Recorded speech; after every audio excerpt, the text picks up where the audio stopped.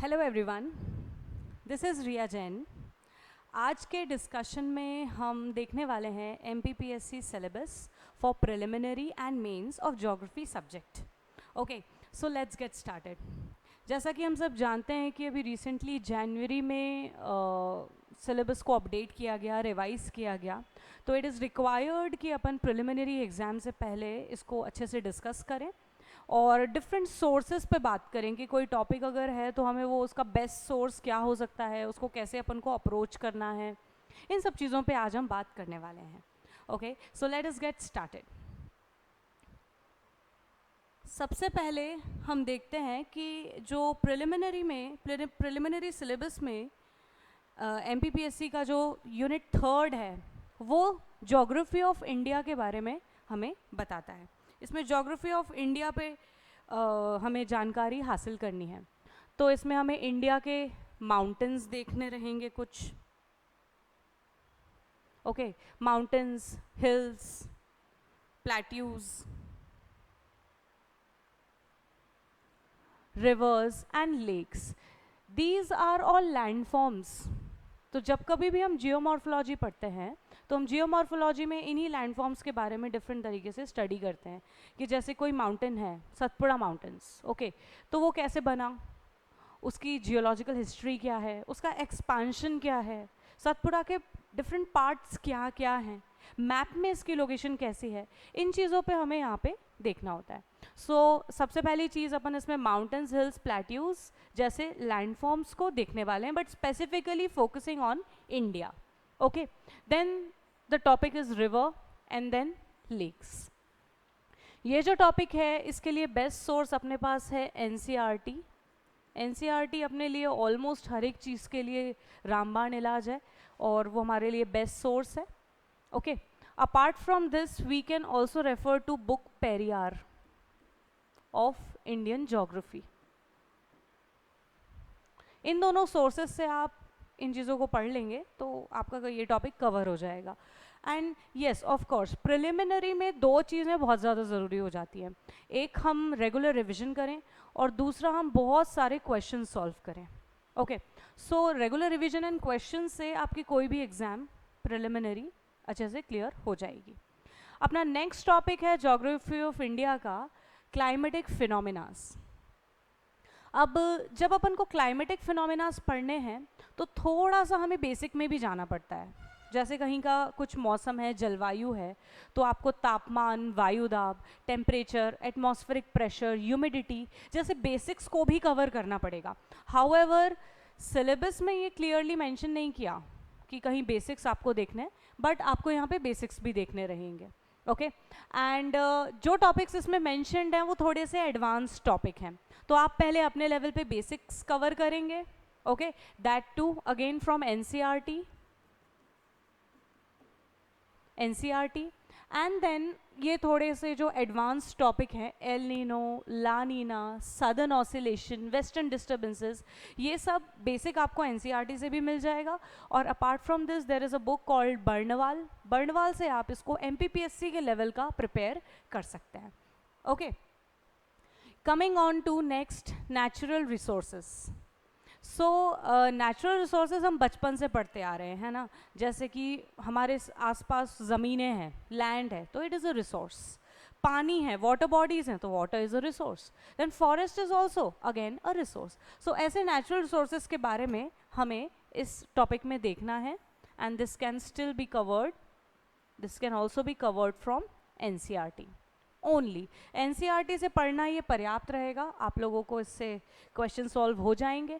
बस एक चीज़ का ध्यान रखना है कि मिनरल्स की रैंकिंग वगैरह बहुत पूछी जाती है, मिनरल्स की लोकेशन, माइंस वगैरह बहुत पूछी जा रही है कुछ 2-3 प्रिलिमिनरी एग्जाम्स में। यहाँ से रैंकिंग से क्वेश्चन ज़रूर देखा गया है, तो इसको आपको हमेशा करंट अफेयर्स से अपडेट करना है, ये करंट का पार्ट है। ओके, बहुत सारी ऐसी करंट की कंपाइलेशंस आपको मिल जाएगी जिसमें रैंकिंग्स रहती है, तो वहाँ से आप इसको इजीली कवर कर सकते हैं। फिर अपना अगला टॉपिक है crops. Okay, food security, green revolution and strategies for green revolution. ये थोड़ा मिसलेनियस टॉपिक है, इसके लिए हम लोग नोट्स फॉर्मुलेट कर रहे हैं, तो ये आप उस नोट्स से रेफर कर सकते हैं, और एल्स आपको ये अलग अलग जगह से कलेक्ट करना पड़ेगा टॉपिक। और सिंस ये प्रिलिमिनरी के लिए है तो आपको थोड़ा फैक्चुअल चलना पड़ेगा। ओके, लाइक ग्रीन रिवॉल्यूशन कब आया इंडिया में, कौन से 5 ईयर प्लान से रिलेटेड है, या फादर ऑफ ग्रीन रिवॉल्यूशन किसको कहा जाता है, सेकेंड ग्रीन रिवॉल्यूशन से क्या मतलब है, ये किस चीज़ पे फोकस कर रहा है, ये तमाम चीज़ें आपको फैक्चुअली प्रीलिम्स के लिए डील करनी रहेंगी। ओके, तो कौन सा टॉपिक जो आपको खुद से तैयार करना है या जो अलग से तैयार करना है, किसी किताब में नहीं मिलेगा ये, वो है food security, green revolution and strategies for second green revolution. ये जो टॉपिक है इसमें पहला मेजर क्रॉप्स, ये आप ज़रूर पेरियार से तैयार कर सकते हैं, पेरियार फॉर इंडियन ज्योग्राफी से आपका ये टॉपिक तैयार हो जाएगा easily. Okay, so this was something about the geography of India for pre specifically। Geography of India में ही कुछ 2-3 टॉपिक्स और हैं, इस पे भी अपन चर्चा कर लेते हैं।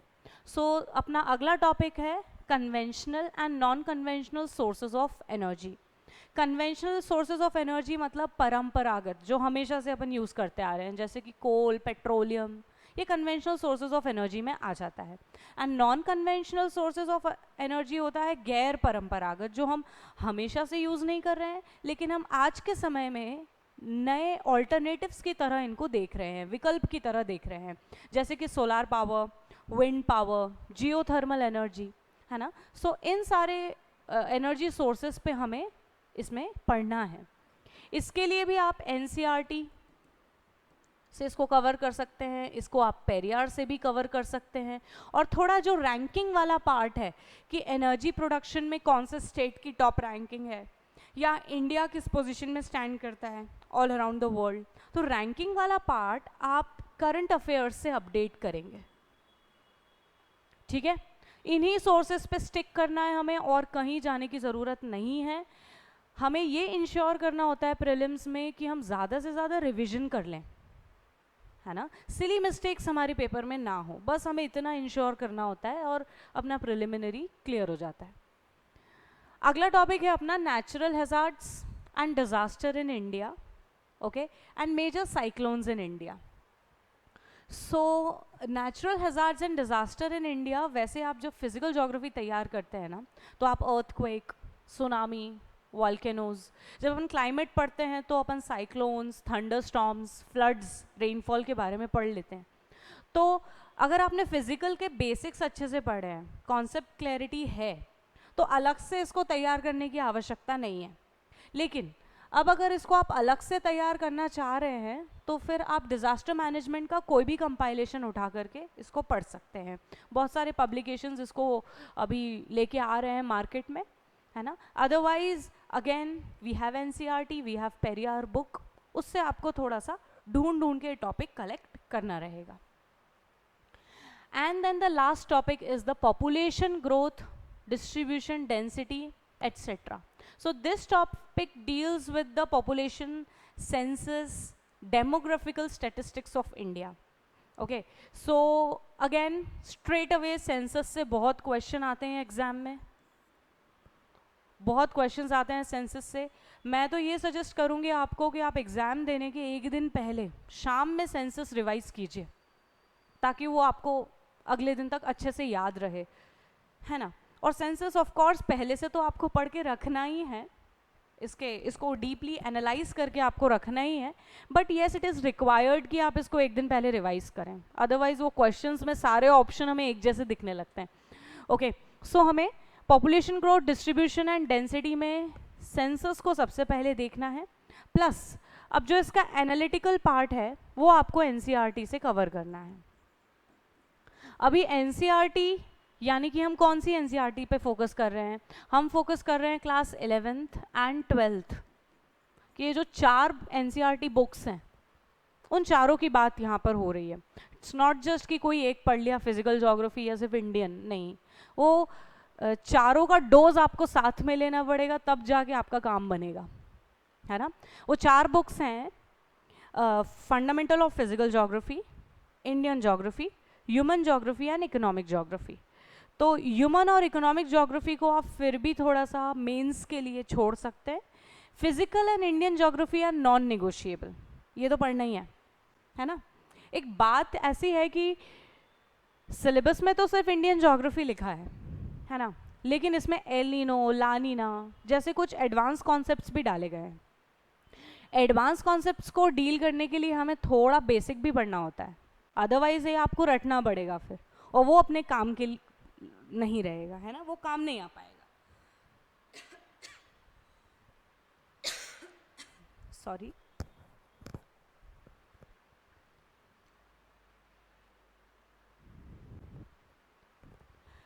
आगे अपन देख सकते हैं geography of Madhya Pradesh. Okay, so I hope आपको ये चीज़ें समझ आ गई होंगी। मैं क्लीन कर देती हूँ बोर्ड।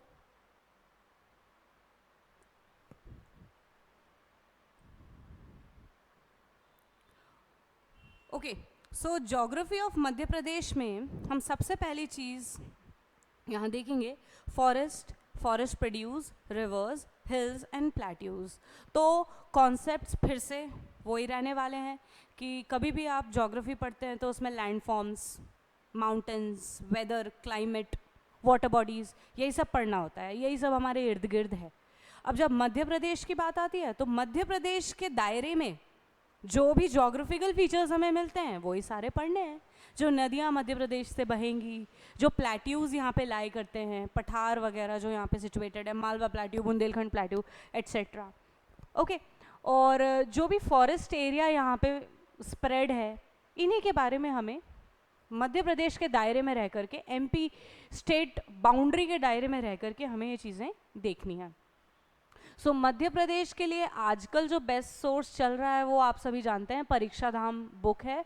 ओके, परीक्षा धाम के अलावा हमारे पास इंग्लिश में बर्णवाल भी है, Mahesh Barnwal of MP. TMH की भी जो बुक आती है मध्य प्रदेश के लिए, ज्योग्राफी मध्य प्रदेश के लिए, वो भी बढ़िया है, आप वो भी रेफर कर सकते हैं।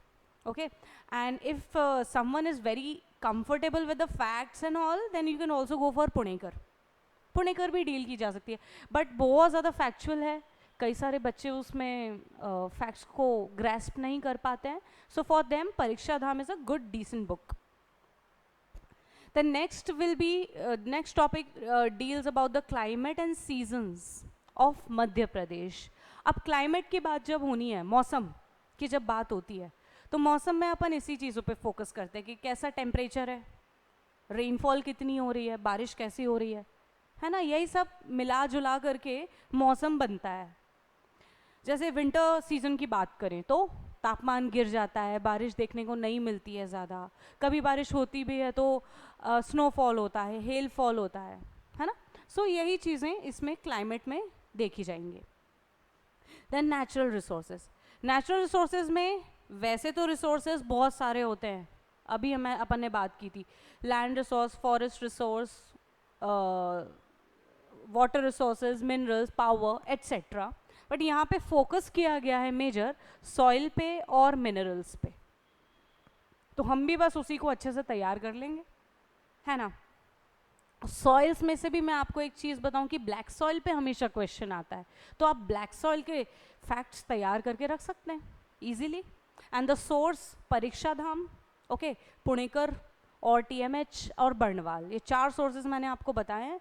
आप इसमें से जिसमें भी आप कंफर्टेबल हैं, कोई एक सोर्स आप अपने लिए चूज कर लीजिए। सोर्स लिमिटेड होने चाहिए और रिवीजन अनलिमिटेड चाहिए, हमें रिवीजन बहुत सारा चाहिए हमें इस प्रिपरेशन में। मिनरल रिसोर्सेज की जब भी बात आती है तो हम इसमें माइंस को तैयार करते हैं और हम इसमें रैंकिंग तैयार करते हैं, ये बहुत अपना सॉलिड होना चाहिए।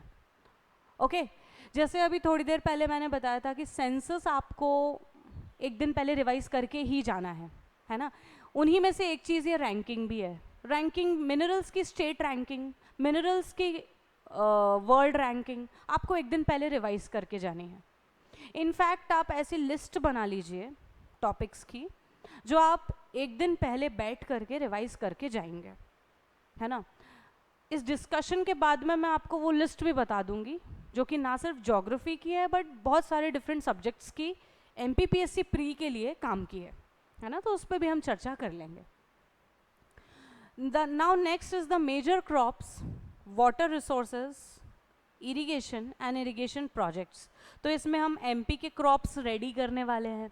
ओके और MP के क्रॉप्स की बात जब होती है तो हमें उसमें wheat, soybean, pulses, oil seeds, इन सब के बारे में मेनली बात करनी है, क्योंकि इसी में MP की रैंकिंग हाई है. Soybean, wheat, oil seeds, pulses, इन सारी चीज़ों में. ओके फिर है वाटर रिसोर्सेज. वाटर रिसोर्सेज में हम यहाँ पे रिवर्स वाले चैप्टर में काफ़ी कुछ कवर कर चुके होते हैं. Dams, hydel power plants reverse पे, या कोई शहर नदी के किनारे बसा हुआ है तो वो शहर आपको याद रखना पड़ेगा. कोई वाटरफॉल है तो आप वो इसमें याद रखेंगे. बट फिर भी कुछ रह जाता है, जैसे कि ground water potential, ground water level, कुछ डेटा स्टैटिस्टिक्स, तो वो चीज़ें आप यहाँ पे तैयार कर सकते हैं.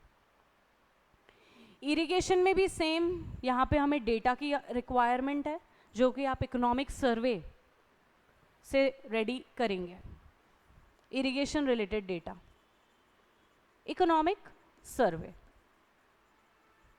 ऑलराइट, इसके अलावा आप इरिगेशन के लिए स्कीम्स तैयार करेंगे कि कौन कौन सी स्कीम्स हैं. माइक्रो इरिगेशन के लिए कई सारी स्कीम्स हैं, MP में चल रही हैं, वो आप तैयार करेंगे यहाँ पे. बजट में कई सारी नई स्कीम्स लॉन्च की जाती हैं, वो आप यहाँ पे तैयार करेंगे.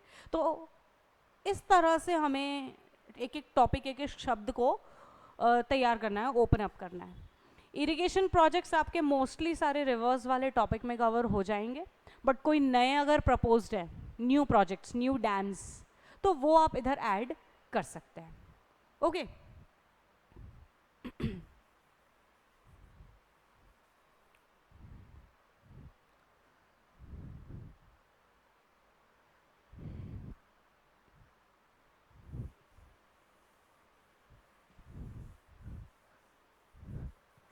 अब थोड़ा सा आगे चलते हैं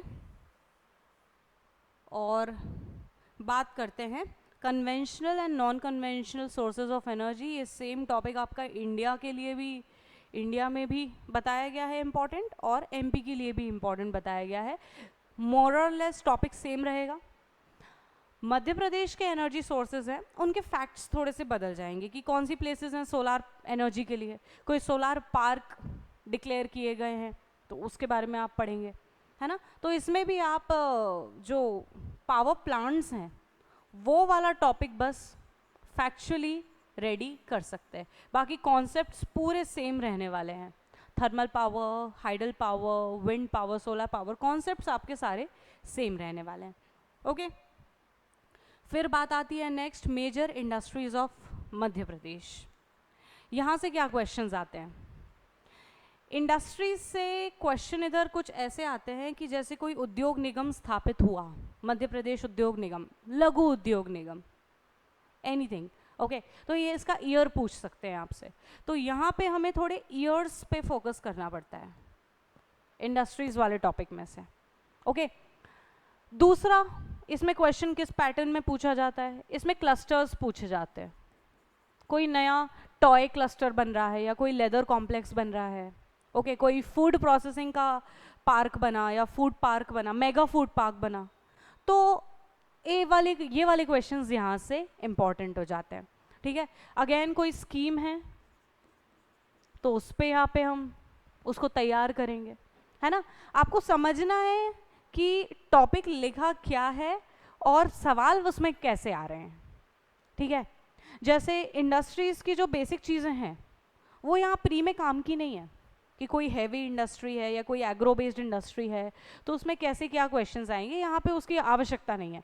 यहाँ पे आवश्यकता है कि फैक्ट्स क्या रिलेटेड है इंडस्ट्री वाले पॉइंट से, इंडस्ट्री वाले सेक्टर से, चैप्टर से. तो मैं आपको उसी चीज़ पे फोकस करके बार बार बता रही हूँ, है ना. Okay, and the next is the population growth, distribution and density. Again the same topic but specifically centered around the Madhya Pradesh geography. तो इसमें भी हम सेंसस पढ़ने वाले हैं इन डेप्थ. ओके सेंसस तो एक टॉपिक अलग से क्लियरली इनको लिखना चाहिए था इस तरह से बोल्ड में, लेकिन इन्होंने नहीं लिखा है तो कोई दिक्कत नहीं है, हमने लिख लिया उसको देखते हुए, उसकी ज़रूरत को समझते हुए। सो सेंसस में आपको दोनों इंडिया और एमपी बहुत ही थॉरोली इसको तैयार करना है हमें, बहुत ही थॉरोली। अभी कैसे तैयार किया जाता है देखो समझो। सेंसस के लिए आपको पॉलिटिकल मैप्स रखने हैं अपने पास में खूब सारे, इंडिया का पॉलिटिकल मैप, एमपी का पॉलिटिकल मैप। और अब आप जब भी कोई चीज़ पढ़ रहे हैं, ओके सो एज एन आप सेंसस में पॉपुलेशन डिस्ट्रीब्यूशन पढ़ रहे हो, तो आप प्रॉपर पॉलिटिकल मैप में डेटा के साथ में उस स्टेट पे मार्क करेंगे, है ना। ये प्रैक्टिस आपको 2-3 बार करनी पड़ेगी, 2-3-4 ऐसे पॉलिटिकल मैप्स खराब करने पड़ेंगे, तब जाके ये आपको याद रहेगा सेंसस, और उसके क्वेश्चन अपन सॉल्व कर पाएंगे। अगर हम पॉलिटिकल मैप की प्रैक्टिस ना करें सेंसस में, तो हम वहाँ पे एग्जाम में क्वेश्चन जो आ रहे हैं आजकल जिस तरह के, वो गलत कर देंगे।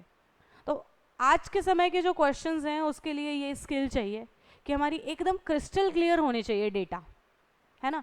अब नंबर्स याद रखना थोड़ा सा कठिन हो जाता है, राइट। सो उसके लिए अपने पास तरीका है diagrammatic representation, mapping, mind maps, इनकी मदद से अपन उसको इजीली याद रख सकते हैं।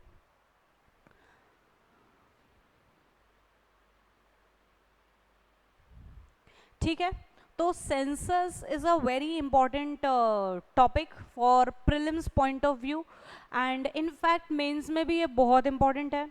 पॉपुलेशन की एनालिसिस मेंस में भी बहुत काम आती है, और मैं कहूँगी कि आप इसको इंटरव्यू में भी बहुत सीरियसली इसको तैयार करके जाइए, क्योंकि आपके क्षेत्र से संबंधित बहुत सारे एनालिटिकल क्वेश्चंस आपसे पूछे जा सकते हैं। लेट्स सपोज आप झाबुआ को बिलोंग कर रहे हैं, बालाघाट को बिलोंग कर रहे हैं, तो आपको यहाँ की डेमोग्राफीज क्लियर होनी चाहिए। अगर आप किसी शहरी क्षेत्र से हैं तो आपको वहाँ की डेमोग्राफीज क्लियर होनी चाहिए, है ना। Because at the end we have to manage population if we are going to be posted at some position, administrative post, then you have to manage people, right? So for managing people, first you must know about them, that what are their choices and what are their demands from the governments. All right, so this was something about the preliminary syllabus of geography of India and MP. आप लोगों के लिए मैं थोड़ा सा summarise कर देती हूँ, है ना। और समराइज कर देने से क्या है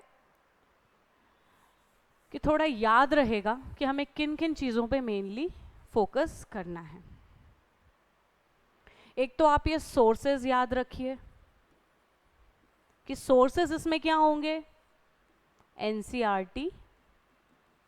एनसीईआरटी भी आप इसमें कवर टू कवर मत पढ़िए, आपका जो टॉपिक है आप सीधा वो चैप्टर निकालेंगे और उसमें से रीड कर लेंगे, ओके जो भी कुछ ऐसे फैक्ट्स हैं वो एनसीईआरटी के ही ऑथेंटिक माने जाते हैं, तो वो आपके लिए बेस्ट रहेगा। इंडियन ज्योग्राफी के लिए आप पेरियार बुक रेफ़र कर सकते हैं। अगर कोई बर्नवाल से कंफर्टेबल है तो आप बर्नवाल भी रेफ़र कर लीजिए, कोई दिक्कत नहीं है इसमें।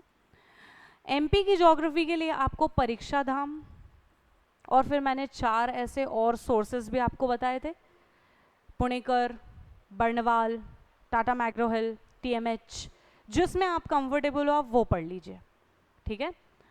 सो ये कुछ बेस बुक्स हैं, बट हाँ सिलेक्ट एक कर लेना और रिवीजन अपन को मल्टीपल टाइम्स इसमें देने हैं।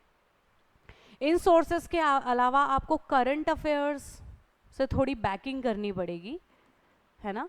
करंट अफेयर्स से हमें क्या क्या चाहिए, हमें रैंकिंग करंट अफेयर्स से चाहिए, ठीक है। कोई नई स्कीम आई है, योजना इरिगेशन से रिलेटेड, मिनरल एक्सप्लोरेशन से रिलेटेड, या कोई पावर प्रोजेक्ट आया, सोलार पार्क का कोई प्रोजेक्ट आया, इंडस्ट्री से रिलेटेड कोई स्कीम आई है, so you have to prepare here, alright, okay. And the next and the most important part is the economic survey and budget. Economic survey और budget में से आपको कुछ चीज़ें सेग्रीगेट करनी है, कुछ चीज़ें सॉर्ट आउट करके रख लेनी है ज्योग्राफी के लिए, जैसे कि मिनरल्स की प्रोडक्शन, कुछ 1-2 मिनरल्स जिसमें एमपी फर्स्ट पे है ना, या इंडिया लीडर है, तो उन मिनरल्स के बस प्रोडक्शंस आप रफली याद रख सकते हैं, ठीक है। रैंकिंग आप सर्वे से, वैसे आपको जो करंट अफेयर में दिया जाएगा डेटा वो सर्वे से ही दिया जाएगा, यहीं से प्रिपेयर किया जाता है वो, तो वो आपको यहाँ मिल जाएगा। और कोई नई योजना इसमें बजट में लॉन्च किए है और उसको बजट एलोकेट किया गया है, तो वो फिगर्स आपको याद रखने पड़ेंगे। ऑलराइट, सो इकोनॉमिक सर्वे और बजट से हमें ज्योग्राफी का कंटेंट थोड़ा सा सॉर्ट करना पड़ेगा, उसमें से निकाल करके सेग्रीगेट करके रखना पड़ेगा। अब इकोनॉमिक सर्वे और बजट में से कौन सा, इकोनॉमिक ज्योग्राफी वाला पार्ट जो है, ठीक है, सबसे पहले बता दिया मिनरल्स, मिनरल्स के बारे में हम इसमें से फाइंड आउट कर लेंगे। Irrigation, okay, minerals, irrigation, crop production कुछ हुआ है तो, और अगर एनर्जी या पावर में कुछ डेटा है तो उसको अपन को याद रखना है। ज़्यादा फोकस एमपी पे करेंगे हम, ज़्यादा फोकस हम मध्य प्रदेश के इकोनॉमिक सर्वे बजट पे, रैंकिंग पे करने वाले हैं। इंडिया का it is very less likely to be asked, numbers facts MP से पूछे जाते हैं सारे, है ना, जैसा कि हमने पिछले कुछ पेपर्स में देखा है, कुछ 10 सालों के पेपर्स में नंबर्स और फैक्ट्स आपके एमपी से, मध्य प्रदेश से ज़्यादा पूछे जा रहे हैं। ठीक है, तो सोर्सेस क्लियर है हमें, यहाँ से इकोनॉमिक सर्वे और बजट से हमें कौन सी चीज़ें उठानी है, हमें ये क्लियर है। And last but not the least, census study, ये भी आप इन्हीं बुक्स में से तैयार कर लेंगे, है ना, इन्हीं बुक्स में आपको सेंसस का टॉपिक भी मिलेगा, बट इसकी प्रैक्टिस के लिए आपको पॉलिटिकल मैप्स खराब करने हैं, थोड़े खराब करने हैं एज एन, उस पर थोड़ा सा आपको मेहनत करनी पड़ेगी, थोड़ा स्केचिंग करनी पड़ेगी, मैपिंग में नंबर्स लिखने पड़ेंगे, तब आपको वो ऑर्डर्स जो होते हैं, increasing order, decreasing order census में, लिटरेसी रेशो के, पॉपुलेशन डिस्ट्रीब्यूशन के, वो सारी रैंकिंग्स आपको ऐसे याद होंगी। So I hope this is all clear. Okay, preliminary related syllabus discussion of geography, this was dedicated towards prelims, है ना। Now let us discuss something about mains, okay।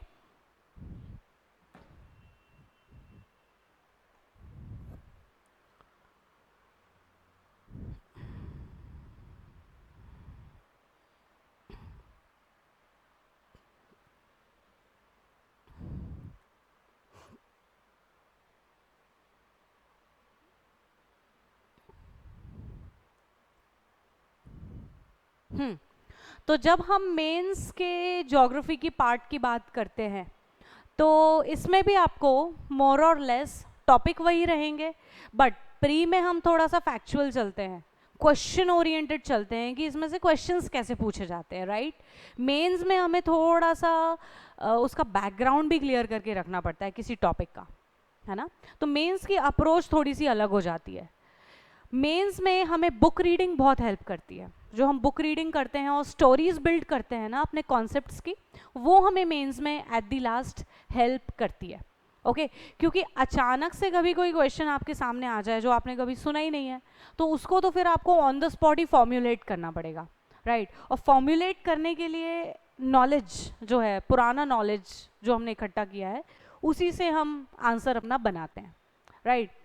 Facts में क्या होता है कि फैक्ट पता है तो क्वेश्चन सॉल्व हो जाता है, और नहीं पता है तो we go blank.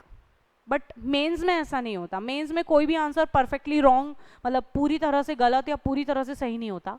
There is a degree of correctness in the answers in mains, so उसको उस तरह से हमें अप्रोच करना है। सबसे पहली यूनिट है आपकी physical features and climate of India. So physical geography के बारे में ही है पहली यूनिट में, but specifically focusing on India. Okay, so geographical knowledge in ancient India सबसे पहला टॉपिक इसमें। ये टॉपिक अभी नया ऐड किया गया है, तो इस पर थोड़ा विशेष ध्यान देना है ना। हम ये भी कर सकते हैं कि थोड़ा सा प्रीलिम्स में भी इसके बारे में अपन पढ़ के जाएं, हो सकता है ये नया टॉपिक है तो प्री में इसका कुछ आपको पूछा जा सकता है। तो भूगोल का, ज्योग्राफी का जो पुराना हिस्टोरिकल नॉलेज है, एंशिएंट नॉलेज है, उस पे इसमें बात है। कुछ पुरानी किताबें हैं, कुछ क्लासिकल स्कॉलर्स रहे हैं हमारे पास, जैसे कि आर्यभट्ट आपके एस्ट्रोनॉमिकल मैथमेटिशियन थे, है ना। फिर वराहमिहिर, इन्होंने सोलर सिस्टम के बारे में बहुत सारी चीज़ें बताई है। राइट। तो ऐसे बहुत सारे ऐसे स्कॉलर्स रहे हैं और इनकी रचनाएं रही हैं, उनको हमें इस टॉपिक में पढ़ना होता है। अब ये टॉपिक सिंस अभी नया ऐड किया गया है तो बहुत ज़्यादा स्टडी मटेरियल इसके बारे में नहीं मिलने वाला है, तो उसके लिए आप इग्नू का मटेरियल रेफ़र कर सकते हैं। इग्नू के मटेरियल में आपको ये चैप्टर मिलेगा, है ना, और कुछ दिनों में इसके कंपाइलेशंस भी हम अपनी तरफ से पीडीएफ्स आपको प्रोवाइड करवा देंगे। Then the next topic is the major physiographical divisions of India. ये टॉपिक आपका बहुत ज़्यादा इंपॉर्टेंट टॉपिक है, बहुत ज़्यादा इंपॉर्टेंट टॉपिक इस नज़र से या इस लिहाज से है कि ये आपकी इंडियन ज्योग्राफी का 40% सिलेबस हो जाता है। आपने ये चैप्टर पढ़ लिया मतलब आपने इंडियन ज्योग्राफी का 40% सिलेबस कंप्लीट कर दिया, बाकी का 60% आपका इन डिफरेंट पार्ट्स में आता है, डिफरेंट यूनिट्स में बटा हुआ देखने को मिलेगा। समझ रहे हैं ना? तो इस लिहाज से ये वाला टॉपिक बहुत इंपॉर्टेंट है। दूसरा, यहाँ से क्वेश्चंस भी हर बार आते हैं। हिमालय से आप हर साल कुछ ना कोई क्वेश्चन आप देखने वाले हैं, ठीक है। ऐसे ही फिर पेनिनसुलर प्लेट्यू से भी मेंस में काफ़ी क्वेश्चन आ जाते हैं। एक बार 2014 के मेंस में, 2014 के मेंस में लगभग 30 से 35 नंबर के क्वेश्चंस पूछे गए और वो सारे के सारे पेनिनसुलर प्लेट्यू से थे। डिफरेंट प्लेट्यूज के बारे में सवाल यहाँ से आए हैं एक साथ, है ना। सो ऐसा कभी हो सकता है कि अपनी किस्मत बहुत अच्छी निकले और ये टॉपिक अपना पढ़ा हुआ है तो ऐसे इतने सारे क्वेश्चंस मेंस में फंस जाएं, तो फिर रैंक वैंक लगाने में थोड़ी सी अपन को हेल्प हो जाती है। Then next is the major hills, plateaus, rivers and lakes. India के दायरे में सीमित जो भी अपन ने प्री में पढ़ा है इसको लेकर के वही सारी चीज़ें यहाँ पे भी मेंस में सेम एज इट इज़ पढ़नी रहेंगी। देन यहाँ पे soils of India, okay, soils of India, its types and distribution, ये आपको मेंस के हिसाब से तैयार कर लेना है, बहुत ही इजी टॉपिक है। इंडिया में अपने पास 8 प्रकार की सॉइल्स हैं जो ICAR एक संस्था है उसने हमें डिवाइड करके क्लासिफाई करके दी हैं। तो उन सॉइल्स के बारे में इनमें हमें स्टडी करना होता है। तो ये अपनी फिजिकल ज्योग्राफी का पार्ट हो गया, इंडिया की फिजिकल ज्योग्राफी का। And the next part is the climatic geography, the climatology of India. Okay, so climatology में हम सबसे पहले यहाँ पे सीजन्स देखेंगे, फिर हमें यहाँ पे टेम्परेचर, रेनफॉल देखना है। मैंने बताया कि कहीं भी अपन किसी मौसम के बारे में बात कर रहे हैं, किसी से भी आम कोई चर्चा हो रही है ना, मौसम के बारे में, तो तापमान, बारिश, उमस, ह्यूमिडिटी, इन्हीं चीज़ों पे चर्चा होती है, तो यही अपने टॉपिक्स में है। Then origin of monsoon, upper air circulation, jet stream etcetera, these are all the basic concepts related with the monsoons. Okay, ये सारी चीज़ें हमें NCERT प्लस पेरियार, जो आपको मैंने प्री में बताया था वही आपको यहाँ पे मिल जाएगा। प्री में ये डिफरेंस था कि मैंने बोला था जो टॉपिक सामने लिखा है सिलेबस में वही आप उठाइए और सिर्फ उसको पढ़ लीजिए। मेंस में हम cover to cover book reading करेंगे, है ना। ऑलवेज रिमेंबर, मेंस में बुक रीडिंग बहुत काम आती है, ये स्किल बहुत काम आती है, तो आपको यहाँ पे बुक रीडिंग करनी है और कहीं से भी फिर कोई क्वेश्चन आ जाए तो आप अपने नॉलेज को यूज़ कर पाएंगे फिर उसमें। प्री में थोड़ा सा फैक्चुअल जाते हैं तो अपन सिर्फ उन्हीं चीज़ों पे फोकस करते हैं जो पूछी जा रही हैं या फैक्ट की तरह पूछी जा सकती है, right. Next is the climatic phenomena, ये इसी टॉपिक का एक्सटेंशन है, ये बेसिक था, ये उसी का एडवांस्ड वर्जन, एडवांस्ड टॉपिक्स हैं उसी से related. L Nino, La Neena, ये कुछ ऐसे टॉपिक्स हैं कि इन पे एक एक लेक्चर भी कम पड़ जाता है, तो एक एक टॉपिक इस तरह से इन डिटेल देखा जाता है। फिर southern oscillation, western disturbances and IOD, ये सारे मॉनसून को प्रभावित करने वाले या कह सकते हैं कि इंडिया के क्लाइमेट को अफेक्ट करने वाले टॉपिक्स रहते हैं। And then we have consequences of climate change, कि अब इतना जो अपन अपना मौसम बदलते हुए देख रहे हैं, ग्लोबल वार्मिंग देख रहे हैं, तो इसके प्रभाव क्या हो सकते हैं, इम्पैक्ट्स क्या हो सकते हैं, है ना। तो ये सिर्फ अपनी एग्जाम के लिए ही नहीं, अपने आजकल के जीवन के लिए, ओके, ग्लोबल लेवल पे जो डिस्कशंस हो रहे हैं, यूनाइटेड नेशंस के या आईपीसीसी के जितने भी डिस्कशंस है, उसमें एक बड़ा मुद्दा है क्लाइमेट चेंज, और हम अपने डे टू डे लाइफ में भी इसको काफ़ी एक्सपीरियंस कर रहे हैं, इजंट इट। सो उस लिहाज से भी ये हमें पता होना चाहिए इसके बारे में। ओके, तो ये अपना पहला टॉपिक था, फिजिकल ज्योग्राफी ऑफ इंडिया। इसमें आप 3 सोर्सेज देखेंगे, एनसीईआरटी, पेरियार एंड इग्नू का study material for the first topic, history वाला पार्ट जो है, ज्योग्राफी की हिस्ट्री वाला जो पार्ट है, एंशिएंट नॉलेज, उसके बारे में।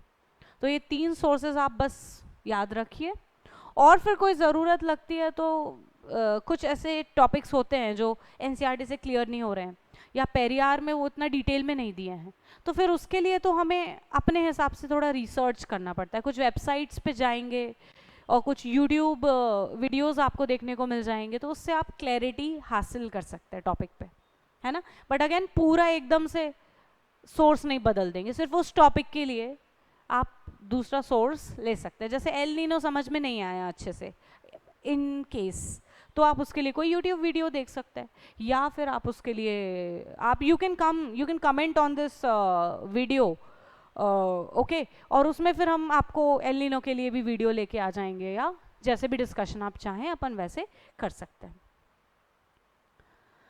सो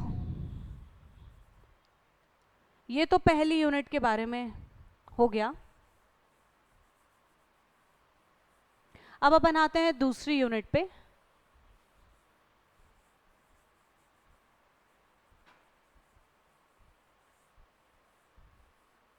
थोड़ा क्लीन कर लेने से सही रहेगा।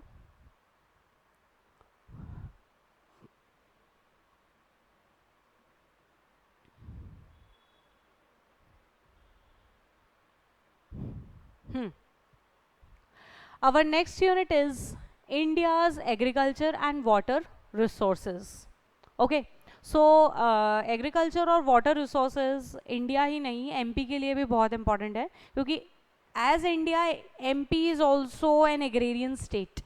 कृषि कर्मण अवार्ड इसको समय समय पे मिलता आया है, लगातार मिला है ना, कृषि कर्मण अवार्ड, राइट। सो इस लिहाज से भी ये ज़रूरी हो जाता है। तो मेंस में भी एग्रीकल्चर से काफ़ी सवाल आ जाते हैं।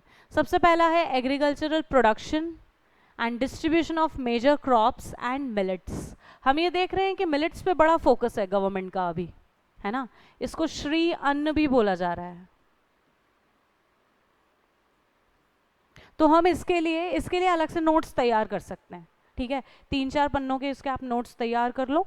इसमें मिलेट के प्रोडक्शन एरियाज, रीजन्स कौन कौन से हैं मेन, कोई योजना आई है, बजट में एलोकेशन दिया है, या कोई ब्रांडिंग रिलेटेड स्कीम आई है इसकी, तो इन सारी चीज़ों पे कुछ एक्सपोर्ट ओरिएंटेड स्कीम आई है, तो वो उसके आप नोट्स एक साथ बना के रख लीजिए। बाकी तो फिर बेसिक है ना, कि जितने भी different types of crops India में प्रोड्यूस किए जाते हैं उसके बारे में आपको इसमें स्टडी करना है। मैपिंग की आप इसमें विशेष सहायता लीजिए, मैप्स तैयार कीजिए। अगला है इरिगेशन। अब इस इरिगेशन के टॉपिक में सिंस ये इंडिया का ही है ना, तो हम इंडिया तक ही सीमित अपने नॉलेज को रख सकते हैं, बट कुछ बेसिक्स इसमें पूछे हैं, जैसे टाइप्स क्या होता है, different types of irrigation, micro irrigation, micro irrigation, 2 प्रकार के मेजर इरिगेशन सिस्टम्स हैं, उसके बारे में हमें इसमें पढ़ना रहेगा, है ना। फिर मल्टीपर्पज़ प्रोजेक्ट्स, तो जब आप रिवर्स पढ़ते हैं ना, तो रिवर्स में डिफरेंट, जैसे दामोदर रिवर वैली कॉरपोरेशन है, तो ऐसे बहुत सारे रिवर वैली प्रोजेक्ट्स हैं जिसमें वो मल्टीपर्पज़ प्रोजेक्ट्स में आ जाते हैं, है ना। Then the next topic is food security, green revolution, strategies for second green revolution and sustainable agriculture. ये सारा टॉपिक हमने एज इट इज़ प्रीलिम्स में पढ़ा है, राइट। प्रीलिम्स में हमने थोड़ा सा फैक्ट्स पे फोकस किया था, यहाँ पे हम थोड़ा सा इसको फैक्ट्स और एनालिसिस से मर्ज कर सकते हैं। 2-3 पेजेस के नोट्स बनाने हैं इसके, हमें बहुत ज़्यादा इन डेप्थ जाने की आवश्यकता नहीं है। सस्टेनेबल एग्रीकल्चर, सस्टेनेबल एग्रीकल्चर के लिए भी आप कुछ बेसिक नोट्स रेडी कर सकते हैं। सस्टेनेबल एग्रीकल्चर मतलब ऐसा एग्रीकल्चर जो फूड सिक्योरिटी को भी मीट कर सके, साथ ही साथ एनवायरमेंटल कंजर्वेशन पे भी ध्यान दे पाए। जब हम दोनों चीज़ों को हैंड इन हैंड ले जाएंगे तब वो सस्टेनेबल एग्रीकल्चर बनेगा, है ना। तो ये सारी मेथड्स इसमें आती हैं, बहुत सारी मेथड्स होती हैं सस्टेनेबल एग्रीकल्चर से रिलेटेड। तो इसके लिए भी अपन को एक अलग से नोट्स रेडी करने रहेंगे।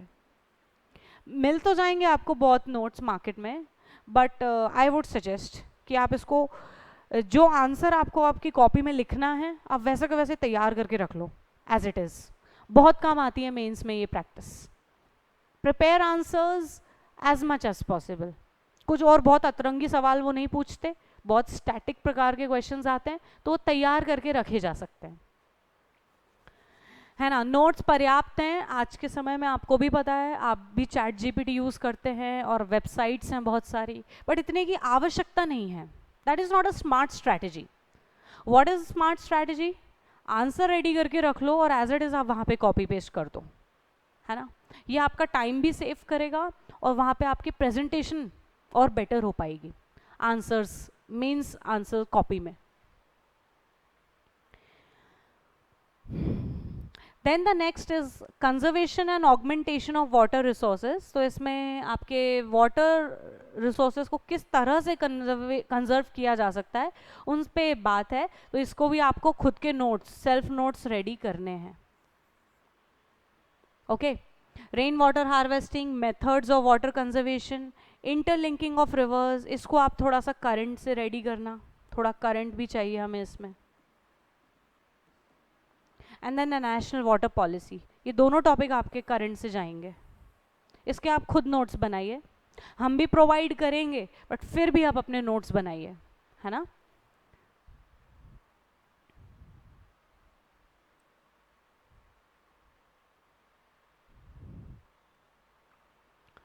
Then the third unit talks about the natural resources and industries of India. Okay, वही सारे फॉरेस्ट रिसोर्सेज, उसके टाइप्स और distribution, minerals and energy resources, ठीक है। फिर इसमें कुछ नॉन कन्वेंशनल एनर्जी सोर्सेज पे भी बात करनी है। Then there are major industries, iron, steel and all, and then major food processing industries. All these topics can be covered from NCERT plus Periyar. एक टॉपिक जो इसमें से रह गया है वो है एनर्जी क्राइसिस का। This energy crisis topic has to be again prepared well. Okay, एक योजना का एडिशन इस पे आया है, योजना जो आपकी मैगजीन आती है उसका एडिशन है। तो अगर आपको उसकी समरी कहीं मिल जाती है तो आप उससे उसके नोट्स बना लीजिए। Getting it? ये बेस्ट रहेगा आपके लिए। और बाकी जो स्टैटिक पार्ट है कि एनर्जी रिलेटेड क्या प्रॉब्लम है, तो कोल शॉर्टेज हो जाती है, पावर प्राइसिंग में इश्यूज है ना, एट्रिशन लॉस बहुत है, डिस्कॉम कंपनीज की फेलियर है इसमें, एनपीएस बहुत हो रहे हैं, ये बेसिक चीज़ें हैं ही। बट इसको थोड़ा सा और आपको एडवांस लेवल पे ले जाना है तो आप इसको योजना से तैयार कर सकते हैं। ओके, एंड अगेन आप कमेंट्स में बता सकते हैं, if it is required we can come up with a video for you all. Okay, इन्हीं सारी चीज़ों में अपन एक वीडियो भी रख सकते हैं, जैसे आपकी रिक्वायरमेंट रहेगी अपन वैसे उस तरह से डिवाइस कर लेंगे, नो प्रॉब्लम विद दैट। तो इंडिया के नेचुरल सोर्सेज एंड इंडस्ट्रीज हमें यहाँ पे इस तरह से तैयार करनी है। ये पूरा स्टैटिक पार्ट है, आप इसमें क्वेश्चंस और आंसर्स तैयार करके रख लो पहले से, ठीक है। प्रीवियस ईयर क्वेश्चंस उठा के देखिए ज़रा, 2015 से 2014 से आप उठा के देखिए, आपको पता चलेगा कि कैसे क्वेश्चंस रिपीट हो रहे हैं, है ना। और कोई नया डायनामिक क्वेश्चन नहीं पूछा जा रहा है, इसमें पूरे पूरे static questions as it is आ जाते हैं। Then the next part, then the next part is unit 4, which is the disaster management, disaster and its techniques.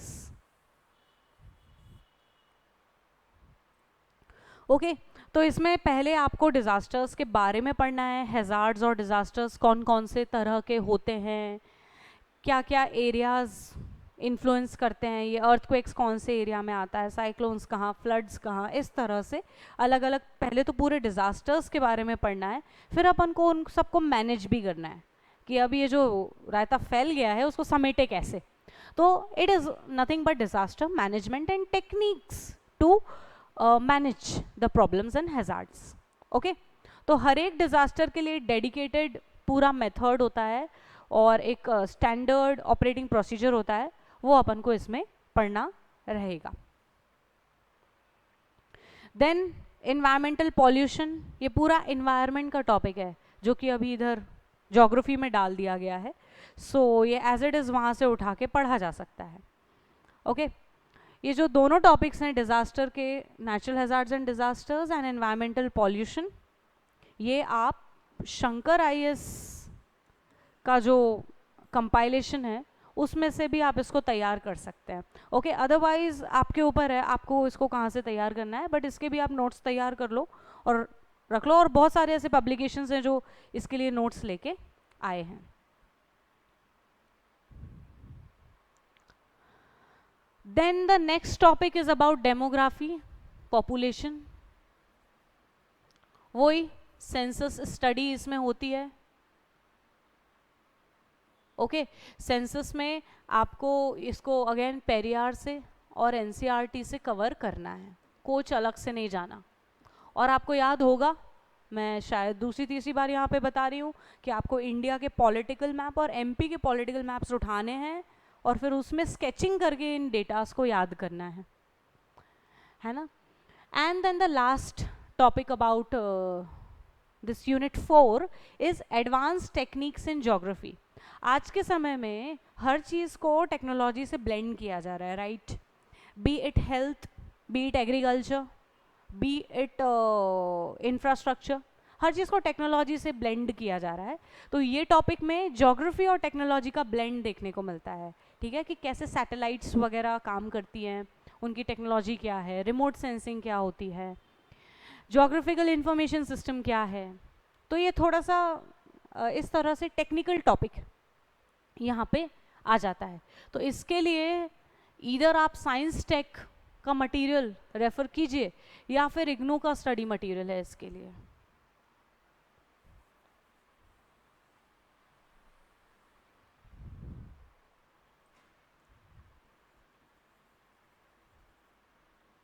IGNOU material आप इसके लिए देख सकते हैं। मैं आपको ऑथेंटिक मटेरियल्स बता रही हूँ जो बेस्ट रहने वाला है, फिर आप फ्री हैं, आपको जो भी मटेरियल यूज़ करना है आप कर लीजिए, बट कोशिश कीजिए कि वो थोड़ा सा ऑथेंटिक डेटा ही आपको प्रोवाइड करे। And the last unit of geography mains is geography of Madhya Pradesh. Okay, सबसे पहले इसमें अपन फिजिकल डिविजन्स देखेंगे मध्य प्रदेश के, कहीं कहीं प्लेट्यूज़ हैं, कहीं माउंटेन रेंज है, विंध्यास रेंज है, सतपुड़ा रेंज है। ये बहुत ज़्यादा इंपॉर्टेंट टॉपिक है for mains point of view. Okay, यहाँ से आपके सबसे ज़्यादा लेंदी क्वेश्चंस आने वाले, 11 मार्कर्स इन्हीं टॉपिक से आने वाले हैं। फिर रिवर्स एंड ट्रिब्यूटरीज, ये आप प्री में भी बहुत अच्छे से पढ़ेंगे ये टॉपिक, और सिमिलरली मेंस में भी आपको रिवर्स को बहुत अच्छे से अप्रोच करना है, ठीक है। Then the same topic here also, climate, seasons, temperature and rainfall, and then soil erosion, soils of Madhya Pradesh. soil erosion conservation आपका मेंस में है अकेला, प्री में ये नहीं है, तो इसको, ये भी बहुत स्टैटिक इजी टॉपिक है, prepare notes for this. Books वही है एमपी की जो अपन ने डिस्कस की पहले, उसमें से आप इसके नोट्स रेडी करके रख लेंगे। Natural vegetation all same, crops, irrigation projects, everything is same here, same according to prelims, as per the prelims. Pre के जैसे ही मेंस में ये आपकी चीज़ें हैं, बट कुछ 2-4 चीज़ें हैं जिसके लिए आपको मेंस के नोट्स तैयार करके रखने हैं। इंडस्ट्रीज़ वगैरह सेम देखनी है, बट हाँ प्री में हम इंडस्ट्रीज़ के फैक्ट्स देख रहे थे कि कोई निगम, उद्योग निगम है, कोई लघु उद्योग निगम है, ये सब कब बन रहा है, स्थापित कब हो रहा है ना, या कोई कॉम्प्लेक्स बनाया है, तो उस पर यहाँ पे आपको बेसिक्स भी उठाने हैं, forest based industries, agro based industries, heavy industries, textile industries etcetera. साथ ही साथ आपको करंट से प्री वाला पार्ट भी यहाँ पे रिवाइज करना है। तो ये ऐसे ही चलेगा topic. And the last population growth, density, distribution, urbanisation, ये सब आपको सेंसस वाला टॉपिक जैसे आपने पढ़ा है वैसे ही हमें ये देखना है। तो ज्योग्राफी ऑफ एमपी आपको बहुत इजी पड़ेगा अगर आपकी कॉन्सेप्चुअल क्लैरिटी है। इंडियन बहुत अच्छे से पढ़ा हुआ है पूरा, है ना। कई बार क्या होता है कि ज्योग्राफी का कुछ रैंडम सा क्वेश्चन पूछ लेते हैं, माइग्रेशन का पूछ लिया या ट्रांसपोर्टेशन का पूछ लिया। अब हमने सपोज उसके लिए बहुत ज़्यादा कुछ तैयार नहीं किया क्योंकि ट्रांसपोर्टेशन इसमें नहीं लिखा है, तो बच्चे यूजुअली रेडी नहीं करते हैं टॉपिक, राइट। बट वो पूछ सकते हैं कभी आपसे। तो कभी इन केस पूछ भी लिया ना, तो अगर अपना बेसिक तैयार है तो हमें आंसर को डिवाइस करना आ जाता है ऑन द स्पॉट, तो वहाँ पे आपको मदद मिल सकती है बुक रीडिंग की। इसलिए मैं बार बार एम्फेसिस कर रही हूँ बुक रीडिंग की मेंस में, है ना। तो ये सारी चीज़ें हमें मेनली देखनी है फॉर ज्योग्राफी। आज हमने ज्योग्राफी की इन डिटेल बात की है ना। ये सोर्सेस थे, ये चीज़ें थी आपकी प्रीलिम्स के लिए। तो प्रीलिम्स की चीज़ें तो आपको मेंस में एज इट इज़ काम आने वाली हैं ही, साथ में बस मेंस के लिए आप कुछ मेंस फोकस टॉपिक हैं, मेंस स्पेसिफिक टॉपिक्स हैं, जैसे एनर्जी क्राइसिस हो गया, ठीक है, ये इन्वायरमेंट वाले टॉपिक्स हो गए। तो ये चीज़ें बस आप अलग से तैयार करके रख लीजिए, बाकी सब आपको मर्ज होकर के काम आने वाला है। ओके, सो आई होप आप लोगों को काफ़ी हेल्प मिली होगी सिलेबस डिस्कशन से। देखो, मेरा ऑब्जेक्टिव आपको इसका मीनिंग समझाने का नहीं था कि कोई टॉपिक है तो उसका मीनिंग क्या है। मेरा ये ऑब्जेक्टिव था कि मैं आपको सोर्सेज बता दूं कि ये चीज़ आप यहाँ से पढ़ लीजिए, और इसमें से ऐसे क्वेश्चंस आते हैं तो आप उसी पे फोकस करके उसको रीड कीजिए। Alright, so I hope it is all clear. And अभी भी कोई अगर डाउट हो तो you can contact, you can comment below. And जो भी टॉपिक एक्स्ट्रा आपको एडिशनल लगता है कि अपन को डिस्कशन करना है, so we can arrange separate class और separate discussion for you all. Thank you for joining.